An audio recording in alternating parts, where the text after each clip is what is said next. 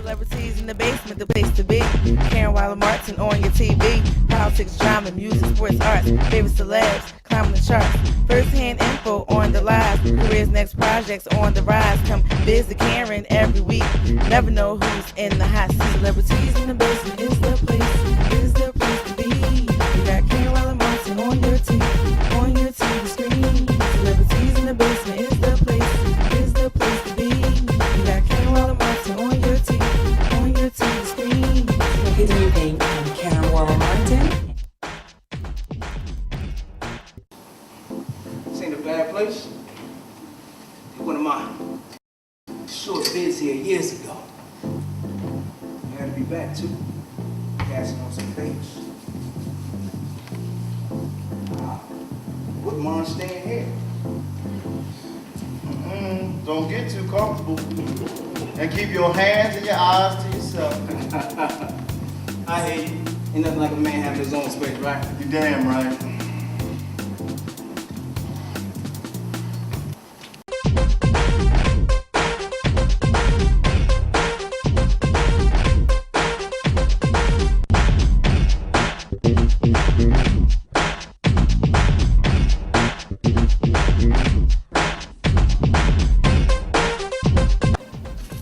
Welcome home, Fred Thomas Jr. And he has brought with him another Philadelphia native, Maurice. I have to tell you about Maurice Smith because, Maurice G Smith. We go back a long way, and it feels really great to be in this space with him once again at Home Sweet Home. Maurice G Smith, Get excited. And last but not least, Mr. Damien Smith, D. Smith. Yeah. Yes, let's get those initials in there. Let me just say, these gentlemen have such impressive resumes. I can't begin to tell you some of the artists and household names that these gentlemen have worked with, but let me just throw a few out there. Will Smith, Tyler Perry, William DeVoe. I mean, the list just goes on and on with these three gentlemen. And let's just start off with Fred, director. I like putting award-winning. I love saying this, 3-time award-winning NAACP award winner, Fred. Let me just say congratulations on the success of 12 by 9. And please give my audience your inspiration. What inspired you to write this play? 12 by 9, it started with just thinking about some of the things that, black males go through. It was 3 roommates. I had 3 roommates at the time. Maurice was one of them. And we was, everybody had just broke up with their girlfriend, and, everybody got degrees, and yeah, let's clarify that. Okay. Not cell roommates, okay? Right, no, not cell block roommates. Apartment roommates. And we were all in LA, and getting our grind on, and just the struggles of the black man and that whole kind of thing. Mm-hmm. And it just started to develop from there. It was more because we was feeding each other a lot of negative energy, thinking that we were building each other up, and we were actually kind of tearing each other down. And then we were all. It was like we was making a prison in our own minds. And then I go to my room, one dude go to the couch, Reese go to his room, so we were all like kind of going to individual cells. Mm-hmm. So it kind of started with that. Then I started thinking about my boys at home, who did time, and who was having spiritual battles, and the choices that they made, and it just kind of all culminated from that. And so, in writing the script, did you actually have to communicate to those boys at home that did time in order to get a genuine feel of the writing or the script? Yeah. Yes. I mean, I know a ton of guys that did some time, unfortunately. Mm-hmm. We all do. So just knowing their stories, them sharing stories with me, I've come from hanging out on the corner, so guys, we talk to each other comfortably about, the situations they've been in. Ton of documentaries, a ton of, research, a lot of reading, and just to kind of get the, authenticity of what's going on. So yeah, it's some authentic stuff in there from, from people I've, talked to.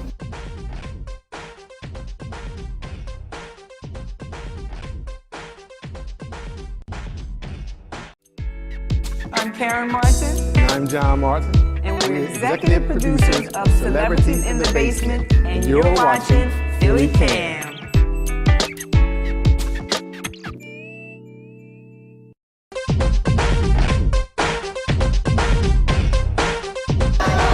It was excellent. Two of my boys, Philly Zone. Make sure you come out and support. You don't want to miss this. Awesome. Was phenomenal. Phenomenal. It makes you think, to count your blessings, and to lean on the understanding of the Word and the Bible. It had all the elements of good theater. Hey, this is Fred Thomas Jr., and you're watching Celebrities in the Basement. Let's elaborate on the 3 inmates. And for my audience, I know there was a fire or something in the prison, which made these particular 3 inmates room or bunk. Am I saying the right terminology? Cell. Okay, cell together. I don't know. Cellmates. So you have this vicious habitual offender played by Fred. You have the drug lord played by Maurice, and the Bible-toting minister. Wait until you see this. Can we elaborate on each character, please? Start with the minister. Okay. Well, Jasper, the character in which I'm playing, he's close to being a minister. You know, he's deep into the church and deep into his spirituality and everything. And I don't think he's come to terms got a grip on reality. And the reality is that he actually supposedly did this thing or not. In his head, he hasn't decided if he has or has not, but it comes to a head by the time you get done with the show. But at the end of the show, you understand, you know, what goes down. So he, again, like I said, it's not black and white. It's black and white to him, but it's really gray all the way around. Oh, so that's what it is. But he loves the Lord. Okay. Better. Yeah.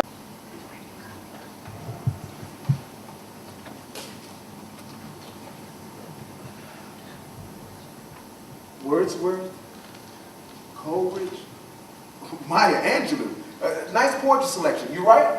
No, but I'm trying to read.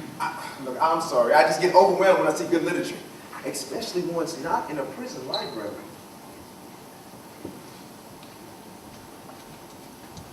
And the drug lord. Well, it's his cell to Okay. begin with, and he kind of gets that thing where you get people thrown in. Now, of course, he's a lifer in a sense, not a lifer, but he's been in there for a while, and you know, he's kind of learned how to work the system. He's changed. He's in his growth process, and then you have this thing, and it's what kind of, when you think about what Fred said about the roommates and us being there, how you got that whole imagery of how the cell thing was. It's the same thing with him.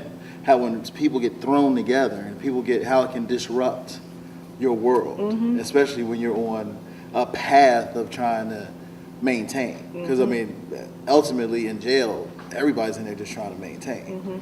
You know, no matter what it was, it doesn't matter what you did on the outside. You try to figure out how to survive on the inside. And you know, he's closer to his end, and he's hopeful to be able to, you know, move forward and move past this.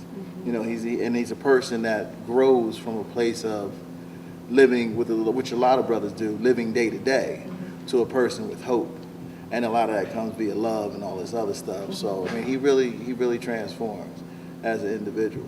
You know, Rehabilitation. Yo, how y'all gonna rehab criminals when you put other criminals in their space? So what? They can plot and scheme and corrupt each other? Half these men spend their time trying to figure out what went wrong with the crimes they committed on the outside, so once they can release, they can commit the same crimes, but without the mistakes that brought them here. Train. Wow. Train transforms quite often himself. You know, am I going to steal this? Or am I Yes. going to rob that? What knife? What gun? No. Yes. Train is that guy. He's a repeat offender. You know, he's in and out. The revolving door. Yes. He's a sociopath and he's institutionalized. So anytime he gets out of jail, he can't wait to get back. So, and he's made it his lifestyle, and he knows that there's corruption in the prison system, and he uses that to get what he needs inside there. Yes, So he's created this world, and you know, you kind of get an understanding where these kind of guys come from, because he, out of one of the very few vulnerable moments that he has, he shares that story, and you kind of get it, like, oh wow, this doesn't start overnight. Yes. It's a it's a progression of when they're young. Yes. Hey man, if a faggot gonna give it to you, why not take it? Homosexuality is a sin. Let me tell you something. There are men, women, and faggots. It ain't what you got that makes you use it in the way it should be used. It's how you think, which makes you use what you have, use it in the way you want to use it. Men that want to be men think like men, women think like women, faggots think like faggots. And you must think like a jackass, because that's what you sound like. Now, all three of you gentlemen moved from your hometown to LA, and now you come back to, well, for you two, your home. Right. Your Missouri is your original home. Then you moved to New York and then LA. Why 7 years after the original launch was 2007 of 12 by 9? Why 7 years to come home? 7 is God's number. So let's start there, because I just thought about that. So. Yes, I like that. Good answer, good answer, Yeah, I yes. just thought about that.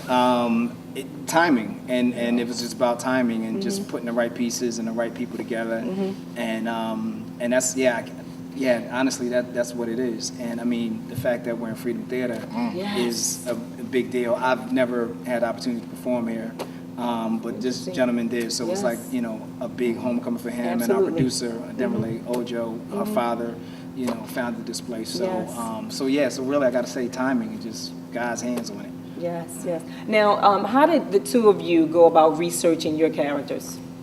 I don't know, I woke up every day. He's just staring at the wall. I mean, no, seriously. I mean, you know, it's funny when when you're doing character development. Some characters just, I'm like, I mean, Fred, that's my best friend. He wrote this thing. We lived through it. So I think he wrote it in the sense that, I mean, we've been hearing each other since 89. Right. So he wrote it directly into my voice. So the acting, I cheated. I didn't even have to, really. I just woke up and there was something at my floor. Exactly. It's a good feeling though to be able to do that. And it was like a gift, and it was like I said, like what he alluded to, for us to come out, because it wasn't so much the apartment was this cell so bad. It wasn't as negative as it seemed. It just was 3 grown men on top of you, basically in a spot, trying to make this dream of acting. So, I woke up one day and literally the script was at my door. And he said, "Yo, boy, it's yours." It's funny when I think about the play and the 3 of us that lived there. Each of us are a part of these characters, which is funny. Like, I may be playing completely Townsend, but there was stuff about me that was Train. There was stuff about me that was the Rev. Like there was both stuff about both of those characters are definitely, he's all 3 of them. He's all 3 of them. So and it's just, it was just easy. It was just really just waking up and doing it.